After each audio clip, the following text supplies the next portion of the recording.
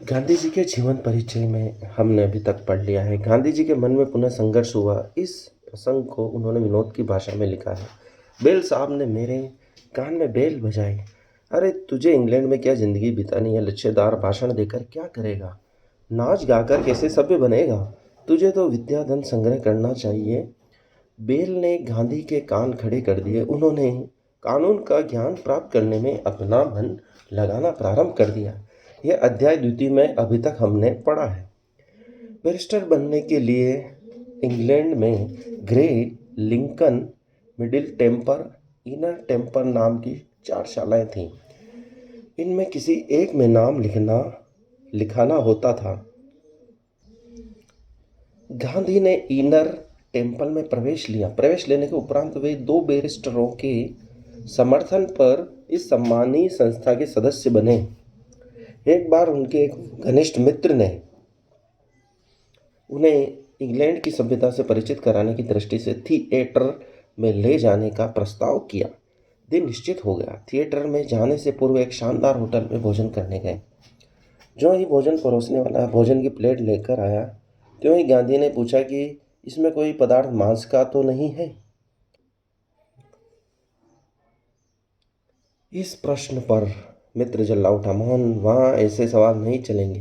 या तो चुपचाप जो सामने आए खाओ या बाहर चले जाओ। गांधी चुपचाप बाहर चले गए। बाहर शीत बरस रही थी। बेचारा सिद्धांतवादी वो कांपता ठिठुरता भूखा खड़ा रहा। मित्र भोजन कर बाहर निकला और गांधी पूर्व निश्चय के अनुसार उसके साथ थिएटर गए। दोनों पास पास बैठे, पर दोनों एक दूसरे से एक शब्द भी नहीं बोले। गांधी की सहनशीलता का यह उदाहरण है। गांधी तड़क भड़क की जिंदगी से विरक्त होने लगे। अपने खर्चे में कटौती करने लगे। पाई पाई का हिसाब रखने लगे। यही कारण है कि सार्वजनिक जीवन में प्रविष्ट होने पर उन्होंने अर्थव्यवस्था पर सदैव ध्यान रखा। खर्च कम करने की दृष्टि से अब उन्होंने एंग्लो इंडियन परिवार से विदा ली। एक छोटा सा कमरा किराए पर लिया। यह कमरा काम के स्थान से दूर न था। उन्होंने बस से आना जाना त्याग कर पैदल चलने का अभ्यास बढ़ाया। इससे बस का किराया बचने लगा। हाथ से भोजन बनाना प्रारंभ कर दिया। इससे होटल का खर्च बचने लगा। 10-15 किलोमीटर पैदल चलने के कारण उनका स्वास्थ्य सुधरने लगा। सात्विक भोजन करने और संतुलित जीवन बिताने के कारण वे इंग्लैंड में कभी बीमार नहीं पड़े। खर्च में कमी करने का कारण यह भी था कि वे अपने बड़े भाई पर आर्थिक बोझ नहीं लादना चाहते थे। सादगी को उन्होंने अपने जीवन का लक्ष्य बना लिया। प्राकृतिक चिकित्सा की ओर रुझान बढ़ने से उन्होंने अपने को अन्नाहार तक ही सीमित नहीं रखा। शाकाहारी संस्था के वे सदस्य बन चुके थे। उनके नियमों के अनुसार उन्होंने मिर्च, मसाले, मिठाई, चाय, कॉफ़ी आदि का सेवन छोड़ दिया।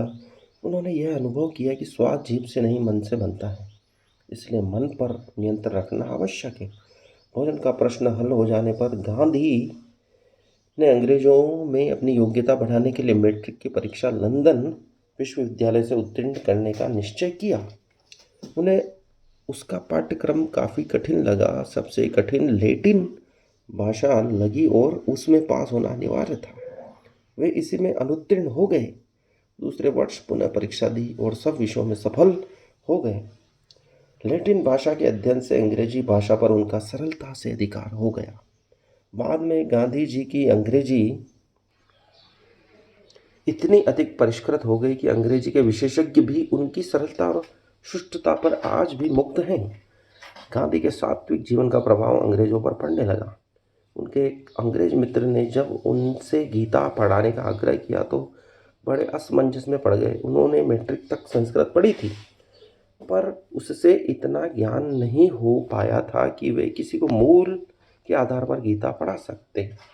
उन्होंने अनुवाद के सारे अंग्रेज मित्र को गीता का ज्ञान करा दिया। गीता तो उन्हें अंग्रेज मित्र को पढ़ाई और बाइबिल उससे पढ़ी। ईसाई धर्म के प्रति श्रद्धा तो जमी, पर हिंदू धर्म के प्रति अश्रद्धा पैदा नहीं हुई। गांधी का अध्ययन क्रम निरंतर चलता रहा। कठिन परिश्रम के बाद 10 जून 1851 को वे बैरिस्टर घोषित हो गए। यह उल्लेखनीय बात है कि विदेश में भी उनके स्वदेश के संस्कार पूर्ववत बने रहे। इंग्लैंड छोड़ने के पूर्व गांधी अपने ज्ञान तथा चरित्र की उज्ज्वलता की छाप प्रबुद्ध अंग्रेज समाज पर छोड़ आए। लौटते समय जहाज की यात्रा बड़ी सुखद रही। वे जब डेक पर घूमते और समुद्री हवा का आनंद लेते तब उनकी सारी चिंताएं तिरोहित हो जाती। परंतु जब वे अपने केबिन में रहते तो उनके सामने निराशा का चित्र खींचने लगता। वे आत्मनिरीक्षण करते, कानून की परीक्षा तो मैंने पास कर ली, परंतु क्या मैं सचमुच कानून जानता हूँ? भारतीय कानून का ज्ञान तो मुझे जरा भी नहीं है, फिर मेरी बैरिस्ट्री कैसे चलेगी? इस प्रकार अपने गुण दोषों की ओर झांकने का गांधी जी का स्वभाव आजन्म बना रहा। जहाज बम्बई मुंबई अर्थात मुंबई की ओर बढ़ रहा था। आकाश में बादल कुमड़ते फिरते आ रहे थे। जब जहाज बंदरगाह पर लगा, वर्षा हो रही थी।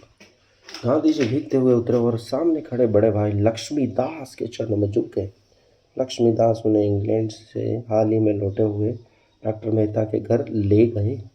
पर मोहन अपनी माँ से मिलने और घर जाने के लिए व्याकुल हो रहे थे। माँ कितनी अधीरता से मेरी प्रतीक्षा कर रही होगी। पूछेगी, मोन्या तूने अपने वचनों का पालन किया है या नहीं? मैं कहूँगा उनके पालने के कारण ही मैं माँ तेरे पास खुशी खुशी आने की हिम्मत कर सका हूँ। मोहन ने भाई की आंखों में पानी देखा पर अपनी आंखें सूखी ही रखी। गीता के पारायण ने उन्हें स्थित प्रज्ञ होना सिखला दिया था। धीरे धीरे भाई ने कहा, तुम्हारी बैरिस्ट्री पास होने का समाचार जब मिला तब माँ मृत्युशैया पर थीं। सुनते ही उनकी आंखें चमक उठी थी। पूछी थी, मोन्या कब आएगा? अगर उसका मुख देख सकती तो शांति से विदा हो जाती। ऐसा लगता है कि मोन्या मुझे नहीं मिलेगा। भगवान मुझे जल्दी बुला रहा है। जब आ जाए तो उसे नासिक ले जाना और शुद्धि संस्कार के बाद राजकोट के जाति बंधुओं को भोज देना मत भूलना। पढ़ाई में विघ्न होने के भय से भाई ने माँ की मृत्यु का समाचार मोहन को नहीं भेजा था। मोहन को पिता की मृत्यु से भी अधिक दुख माँ की मृत्यु से हुआ। शतावधानी रायचंद भाई। डॉक्टर मेहता ने अपने संबंधी रायचंद भाई से मोहनदास का परिचय कराया। रायचंद भाई जवाहरतों का व्यवहार करते थे। बड़े चरित्रवान, धर्मनिष्ठ और गजब की स्मरण शक्ति रखते थे। वे एक ही समय में 100 प्रकार की बातें सुनकर दोहरा सकते थे। ऐसे व्यक्ति शतावधानी कहलाते हैं। वे किसी भी भाषा के गद्य पद्य को सुनकर जो का त्यों सुना सकते थे। साथ ही शतरंज भी ठीक तरह से खेलते जाते थे और लोगों से बातें भी करते जाते थे। उनकी बुद्धि इतनी जागृत रहती थी कि कहीं कोई गलती नहीं हो पाती थी। कौतूहलवश गांधी ने उनकी परीक्षा लेनी चाहिए। उन्होंने अंग्रेजी के कई पारिभाषिक शब्द, मुहावरे और अन्य यूरोपीय भाषा के शब्द लिखकर सुना है। सुनने के पश्चात ही जिस क्रम में वे कहे गए थे, रायचंद भाई ने उसी क्रम में दोहरा दिया, कहीं कोई भूल नहीं की। मुंबई में शिक्षित समाज के सामने वे अपनी शतावधानता के चमत्कार दिखा चुके थे। गांधी उनकी शतावधानता से कम उनकी पवित्र धार्मिक आचरण से बहुत अधिक प्रभावित हुए। क्रोध तो उन्हें छू ही नहीं पाया था। असत्य बोलना जानते ही न थे। सदा शांत मुद्रा में रहते, मानव जीवन मुक्त हो। गांधी उनकी आदर्शवादिता से बहुत अधिक प्रभावित हुए। जब कभी उनका मन आदर्श से डगमगाने लगता, तभी रायचंद भाई की प्रशांत मूर्ति उनकी आंखों के सामने झूलने लगती और वे संभल जाते, दृढ़ हो जाते। यह अध्याय द्वितीय समाप्त हुआ।